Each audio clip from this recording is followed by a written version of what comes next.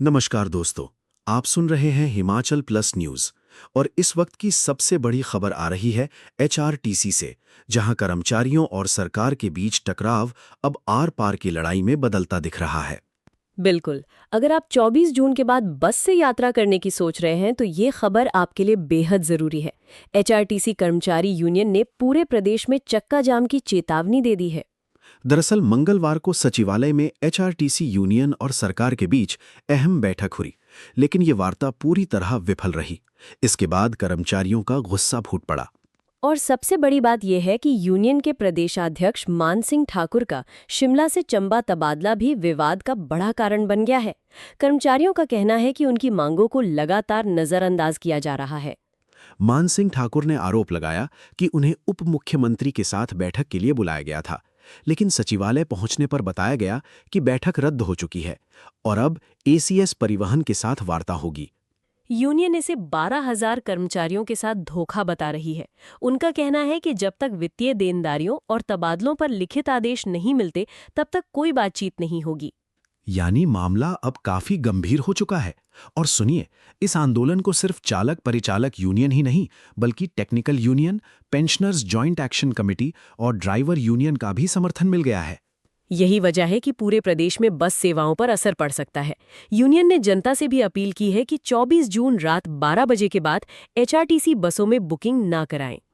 अगर चक्का जाम होता है तो इसका सीधा असर हजारों यात्रियों, छात्रों, कर्मचारियों और पर्यटकों पर पड़ सकता है। अब बड़ा सवाल ये है कि क्या सरकार आखिरी समय में कोई समाधान निकाल पाएगी या फिर हिमाचल की सड़कों पर एचआरटीसी के पहिए थम जाएंगे। आप क्या सोचते हैं? क्या कर्मचारियों की मांगें जायज हैं या सरकार को सख्त रुख अपनाना चाहिए? अपनी राय हमें कमेंट बॉक्स में जरूर बताइए और ऐसी ही हर बड़ी हिमाचली खबर के लिए हिमाचल प्लस न्यूज को फॉलो करना ना भूलें।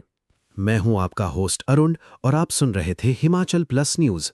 मिलते हैं अगली बड़ी खबर के साथ। नमस्कार।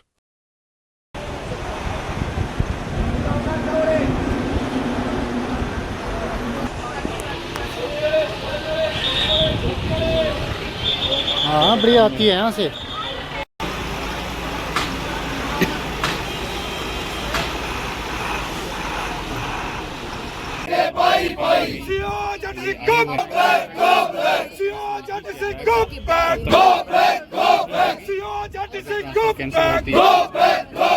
सबसे पहले तो मैं कहना चाहूंगा कि माननीय डिप्टी सीएम साहब ने हमें मीटिंग के लिए बुलाया था, लेकिन आज सुबह जब हम सेक्रेटरीट पहुंचे तो हमें फिर फोन आया कि आपको एडिशनल चीफ सेक्रेटरी ट्रांसपोर्ट के साथ मीटिंग करनी है, आपकी मीटिंग उनके साथ कैंसिल होगी। बड़े दुख के साथ कहना चाहूंगा, कर्मचारियों में बहुत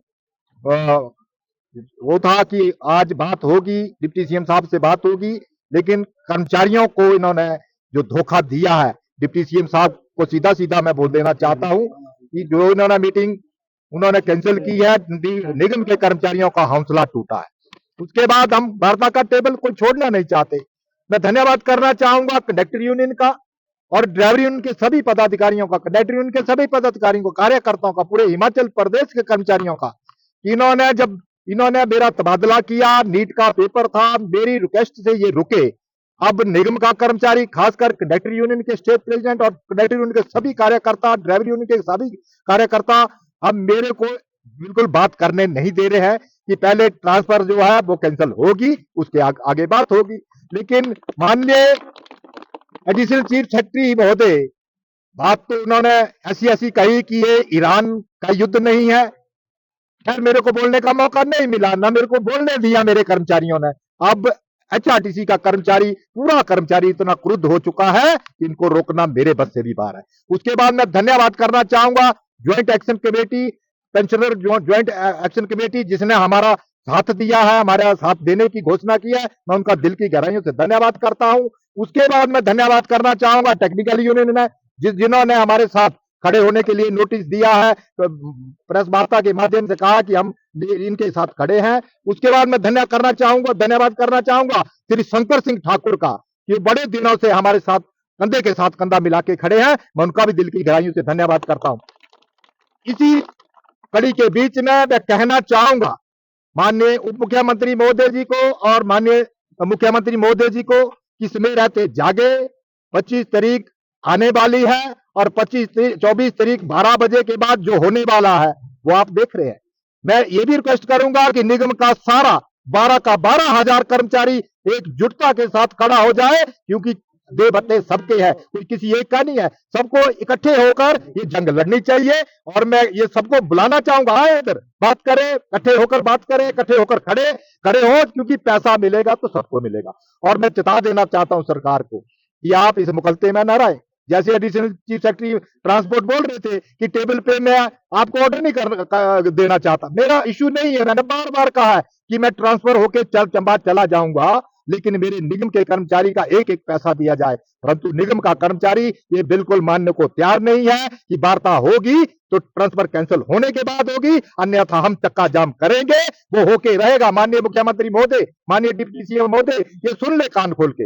ऐसा ना हो कि कल रात 12 बजे के बाद आपको भारी दिक्कतों का सामना करना पड़े, क्योंकि निगम का कर्मचारी अब मेरे बस से भी बाहर हो चुका है, क्योंकि ये ट्रांसफर के पीछे बिल्कुल नहीं मानने वाला है। खासकर स्टेट प्रेसिडेंट प्रीत महेंद्र जी ने तो सीधे शब्दों में आज कहा कि अगर वार्ता करनी है तो हमें टेबल पे ऑर्डर ट्रांसफर के कैंसिल होने चाहिए, अन्यथा हम बिल्कुल बात नहीं करेंगे।